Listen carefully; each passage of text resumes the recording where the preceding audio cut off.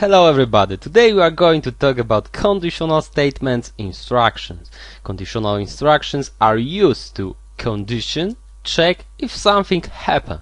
Conditional instructions let us execute, perform some block of instructions only if some requirements are met. Okay, so if the condition is met, which means condition is true, which also means that it is not equal to 0, some block of code will be executed. Otherwise, that code will be omitted, skipped. In programming language, it looks like that. For example, let's write following code. Int a, b, and now let's ask our user for the variable a. Now let's ask for variable b. Now let's take it from the input. And now I want to execute some code only if, for example, value of variable a is greater than value of variable b. We don't know what values will be stored in that variables because that values will be assigned by user of our program, right? So that's why it would be nice if we could, for example, check this situation. Okay, so I will use conditional statement which looks like that. If parentheses, and inside parentheses I will write condition, and condition is just anything that can be as final result 0 or any other number. So for example, any expression. So if I write a is greater than b, and after it I will write any instruction that will be executed only if that condition is met. So for example, cout a is greater than b. So we are sure that we can tell our user that a is greater than b because that condition must be met in order to run the instruction here. So now I can compile that guy and I will enter a, for example, as 10 and enter b as 7, and as you can see that instruction is now here on our output. So 10 is greater than b. Okay, so everything was okay. But what when I run in the game, and now I will type, for example, 4, and now I will type, for example, 25. As you can see, that instruction was omitted, was skipped, right? Because a is not greater than b. Well, wasn't greater than b. Now we'll test a few more things, and that thing would slow us a bit, so let's just comment this. Let's comment the things here, and let's do something like that. If 7 is greater than 4, cout something. Okay, and now let's see out here tests. What do I want to tell you now? Look, what if I wanted to execute more than one line of code only if that guy here, if that expression, if that condition is met? Now, as you can see, both of the instruction got executed, and it's okay. But what if I do something like that? 4 is greater than 7. Only that guy will be executed, right? it might be a bit confusing when I write it that way.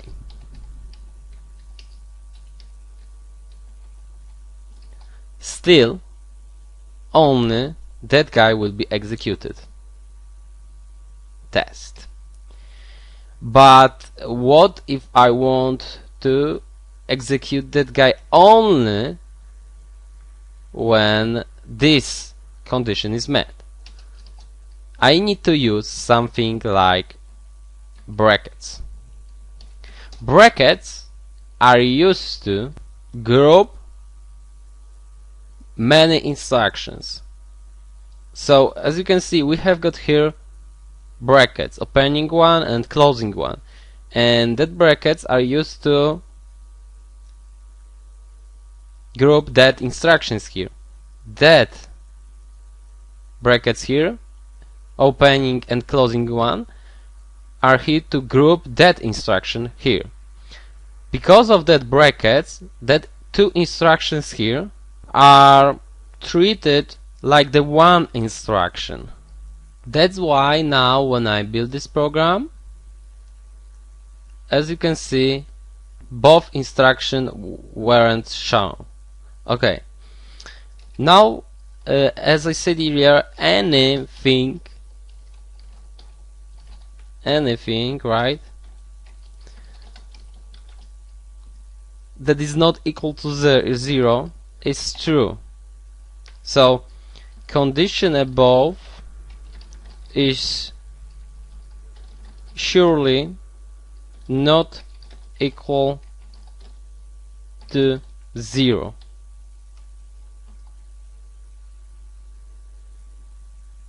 As you can see, this thing, that instruction got executed.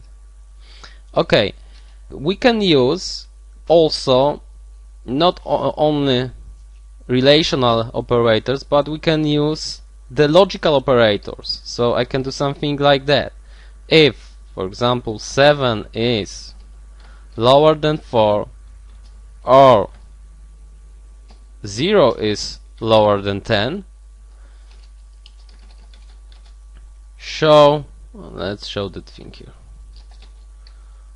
for example, and tell me about that instruction. Will it be executed? Yes, because is 0 lower than 10? Yes, it's lower than 10, and this is alternative, this is disjunction, so we don't need to think about that guy even if it is false. The result of that operation will be 1 anyway, right? If you don't understand it, please repeat the subject about the logical operators. Okay. As you can see, everything is working fine. Now let's maybe make it a bit more confusing. Now I will add, for example, here conjunction, and I will say and 10 is equal to 9. That thing as a result will give us 0. That thing as a result will give us 1. Conjunction is true only if both expressions are true or 1, right? So as you can see, the result, final result is 0, and now when we build it, we cannot see that guy here. Okay, that was some exercises. Now I want to tell you about something very important. Let's comment that thing here now, and let's back to that guy here. We'll assign values by ourselves, for example, like that. And what would happen? Oops. What would happen if I wanted to, for example, do something else when that condition is not met? Then I can do something like that, else. Add here else and say the condition A is greater than B surely wasn't met. Right? And now, is 100 greater than 10? Of course it's greater than 10. So this instruction is executed, but when I do, for example, that thing, as you can see, the condition A is greater than B surely wasn't met. But we can do other things. For example, I can do something like that. Else if A is lower than B, cout A is lower than B. And now I should change that guy. Condition A is greater than B surely wasn't met, and the condition A lower than B surely wasn't met. That instruction is executed only if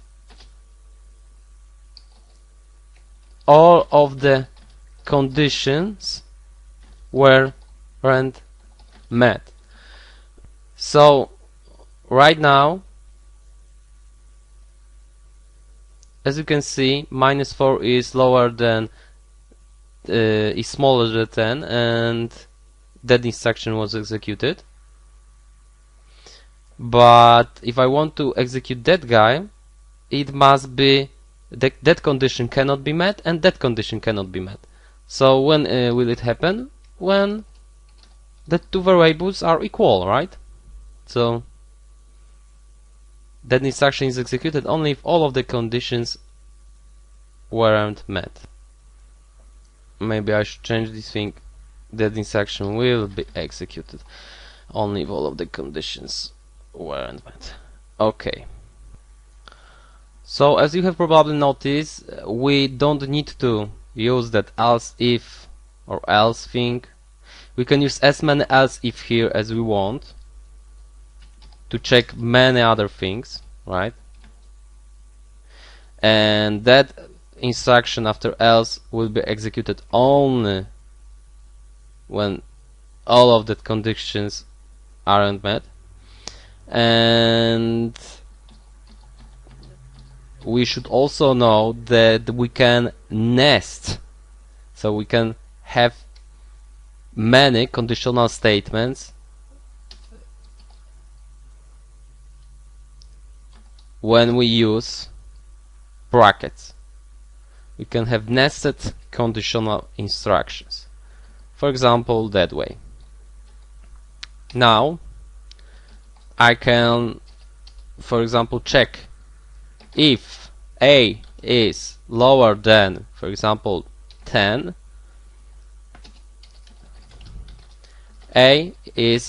smaller, A is smaller than 10. Now, when we build it, as you can see that variables are equal, but I can do, for example, something like that, and now we will execute that guy here. 10 is smaller than 20, but this thing wasn't executed because A is equal to 10. It is not smaller than 10. Now when I do something like that, as you can see, everything is working fine. So we can nest our conditional statements. Okay, so since today we can decide what we want to execute. And that's all in this lesson. Thank you very much.